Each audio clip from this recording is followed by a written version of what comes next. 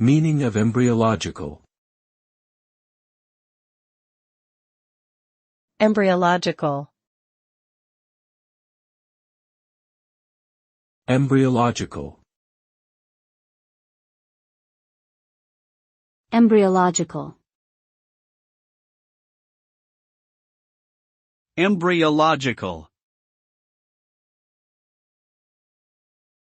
The term embryological refers to the study of embryos, specifically, the development of an organism from a fertilized egg to a fully formed individual.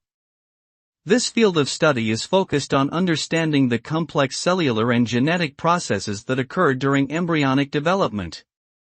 By examining these processes, researchers can gain insights into how different structures and organs form in the body, as well as potential causes of developmental abnormalities or diseases. Overall, the study of embryology is critical to advancing our understanding of biology and medicine.